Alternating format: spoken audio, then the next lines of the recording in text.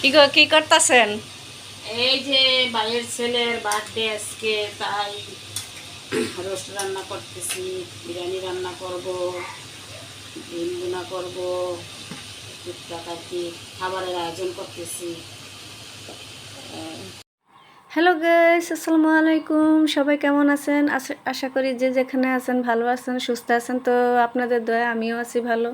তো এই যে সকাল সকাল ভিডিওটি শুরু করলাম, দেখতেই পারতেছেন আমি যাইতেছি উপরে। তো এখানে কিউট একটা বেবি বসে আসলে, এটা মূলত আমার ভাগ্নির মেয়ে। আর এই যে দেখেন, গতকাল আমার ছেলের জন্মদিন গেছিলো, বার্থডে অনুষ্ঠান করা হয়েছিল। তো এই যে সব কিছু এলোমেলো হয়ে আছে। তারপর আসছি আমার ননসের কাছে। ছোট ননস খুবই অসুস্থ, তো সেজন্য মাথায় পানি দিয়ে দিলাম, শরীর মুছে দিলাম, কিছুই খেতে পারতেছে না। তারপর এগুলো করে আবার আসছি নিজের কাজে, যে একটু রুমটা গুছিয়ে দিতেছি। তারপরে যে যা আছে টেবিল, সোফা, এগুলো একটু ঝেড়ে গুছিয়ে নিতেছি আর কি।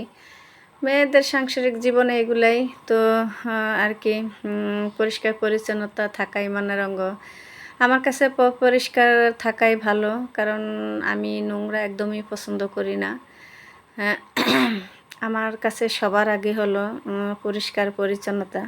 তাই যে এখানে আমি রুমটাও মানে ঝাড়ু দিয়ে দিতেছি, কারণ আজকে বুয়া আসেনি, সেজন্য নিজেই করে নিলাম। তো তারপর এই যে গতকাল অনুষ্ঠানের আর কি বিরিয়ানি ছিল, সেগুলো গরম করতেছি আর কি। মেয়ে বিরিয়ানি খাবে। এত মজা হয়েছে বিরিয়ানি, কোনো ভাষা নেই। তো আমার মেজো ননদ সব কিছুই রান্না করছে একা হাতে, আমি টুকটাক গুছিয়ে দিছি। এই যে বিরিয়ানি দিয়ে দিছি আমার মেয়েকে, আমার মেয়ে খাচ্ছে।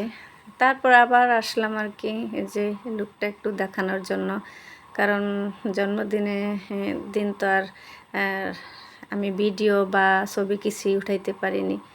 তাই যে আমাদের একটা কিউট বেবি মানে কাপড় চোপড় পরে নিছে আর কি, যে মিমি বাসা যাবে, সেজন্য একা একা নিজেই নামতেছে সিঁড়ি বেয়ে, দেখুন। তাই যে সবাই রেডি হলো, বলতেছে মিমি যাব। তা আমি আবার বলতেছি মিমি যাবা? হ্যাঁ, মিমি যাব আর কি। তো এই যে এখানে আমাকে টাটা দিয়ে দিতেছে আর কি, টাটা টাটা। তা আমিও দিয়ে দিতেছি টাটা। দেখেন তো ঘরে কিন্তু যে ছোট বাচ্চা থাকলে কিন্তু অন্যরকম, মানে ঘরটা আলোকিত করে রাখে, দুষ্টামি করে, এদিক সেদিক ছুটে বেড়ায়, এ আর কি। তো ওর মানে মিমি মানে ওর খালামণি আর কি, ওর খালামণির বাসায় যাইতেছে, সাথে আমার ননসও যাইতেছে। কারণ সে আমার ননসের মেয়ে আবার সিটিতে যায়। তো ও যাইতে চাইতেছে, সেজন্য আমার ননসও যাইতেছে আর কি। হ্যাঁ, নাতিনকে নিয়ে আর কি কি কাজ আছে সেগুলো সেরে আসবে। তো এই আর কি। কারণ কাছে বাবার বাড়ি থাকলে একটা সুবিধা, আসা যাওয়া করাটা মানে যাইতে পারে আর কি।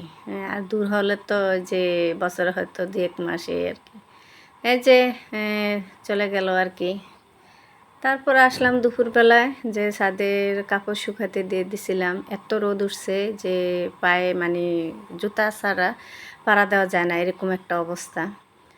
তারপরে যে আসছি অফ ক্যামেরায়, তো অনেক কিছুই করেছি, সেগুলো তো দেখানো সম্ভব না। তো অন ক্যামেরায় যে আসছে আর কি। দেখেন আমার একটা মরিচ গাছ কত বড়, এটা হলো কারেন্ট মরিচ গাছ। তারপর আসছি পেঁপে গাছ, দেখেন কত বড় বড় পেঁপে আমার ধরেছে, মানুষ খেয়ে শেষ করতে পারবে না, এত বড় বড় পেঁপে।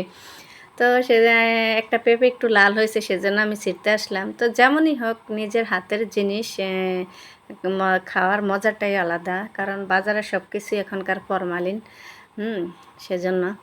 তো এই যে এখানে টক গাছ দেখাইতেছি। টক পাতাটা খুবই ভালো, কে কীভাবে খায় তা জানাইবেন।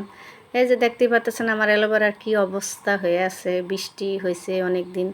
এই যে টুকটাক অনেক গাছই লাগাইছি, মনে করেন মরিচ গাছ, লেবু গাছ, এটা সেটা আরও অনেক কিছু। তো আর কি, সবাইকে এতটুকুই আমার ভিডিওতে। আল্লাহ হাফেজ, সবাই ভালো থাকবেন, সুস্থ থাকবেন, আমার জন্য দোয়া করবেন, আর লাইক কমেন্ট শেয়ার সব কিছু করে দেবেন, সাবস্ক্রাইব।